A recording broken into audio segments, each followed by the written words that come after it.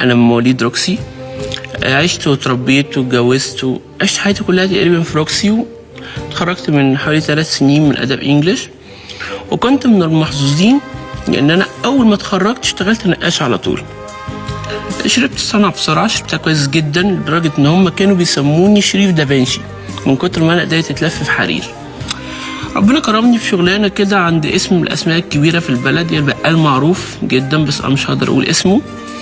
خدني وشغلني، وفي يوم كده وانا بشتغل لقيته دخل عليا كده. وانا عادة في شغلي ببقى براحتي، يعني ممكن ببقى مثلا لابس فانيلا كات او شورت قصير او حاجة، فلقيته دخل كده وبصلي جامد، فعينيا ابتدت ترغرغ، واول ما بدأ يقرب مني لقيته مسك ايدي.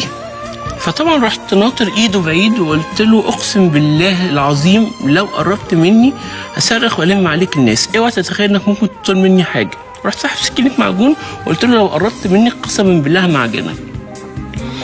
فلقيته بيقول لي لا انت فاهم غلط، انا عايزك في شغلانه كبيره جدا ممكن تغير مجرى حياتك وهتخليك تشوف اللي عمرك ما شفته. انا عندي ليك شغلانه في المعادي. قلت له ايه المعادي؟ بتهزر؟ انا ما بهزرش، انا بتكلم بجد. لو انت عندك استعداد ده عرض ما يتفوتش. اللي هتاخده يا ابني هنا في روكسي في سنه هتاخده في المعادي في شهر، وانت شاب ولسه بتبدا حياتك وفكر كويس، وده عرض ما يتفوتش يعني. فانا قلت له بس يعني ده قرار مش سهل، انا لسه متجوز وعندي بيبي 9 شهور، يعني اسيب واروح المعادي؟ قال لي بص فكر ورد عليا، عموما يا ابني الفرصه بتيجي مره واحده، انا عارف ان هي غربه بس كله عشانك وعشان بيتك. الحقيقه اللي انا سرحت شويه كده وتخيلت الحلم ده، يعني ياه معادي حته واحده. روحت البيت قلت اخد راي المدام، قرار زي ده ما ينفعش اخده لوحدي، لازم اخد راي المدام. فرحت للمدام قلت لها على موضوع المعادي دوت، فلقيتها شحت جدا كده ووشها اصفر وعينيها اتشقلبت لفوق، بعدين حنفيه عياط نزلت من عينيها. فقالت لي خلاص يا استاذ دافنشي مبقتش طايقنا خلاص. فقلت لها مش فكرة مش طايقك، واديكي شايفه روكسي عامله ازاي والمرتبات ما بتكفيش ويا دوب بنخلص الشهر بالعافيه. فراحت داخله الاوضه شويه كده، رجعت ورجعت قالت لي خلاص اوكي ربنا يوفقك. وفعلا كلمت الراجل، خلص الاجراءات بسرعه الضوء، هو يعرف ناس في قنصليه المعادي في مصر الجديده، خلص لنا كل حاجه. الراجل ما قصرش الحقيقه. المهم اول ما وصلنا المعادي طبعا شكل باين جدا ان انا مش من المعادي، لا طريقه لبسي ولا شكل بشرتي ولا شعري، حتى اللهجه مختلفه.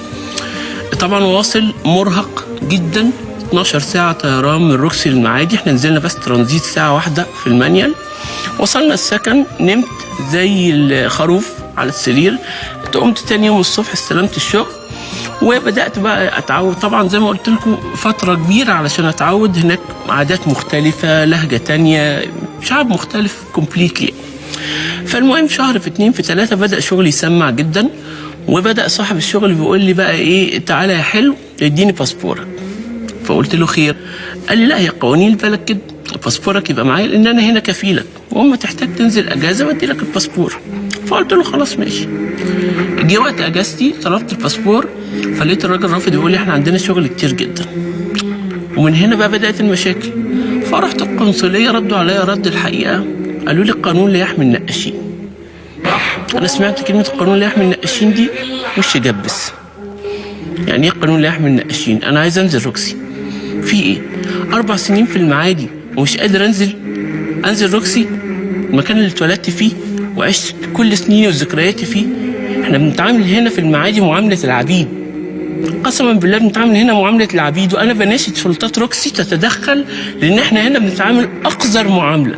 وبقول لكل شاب في روكسي، مش تجربتي انا بس، بقول لكل شاب ملعون ابو الغربه على اللي عايز يتغرب. اقعدوا في روكسي، اشتغلوا في روكسي.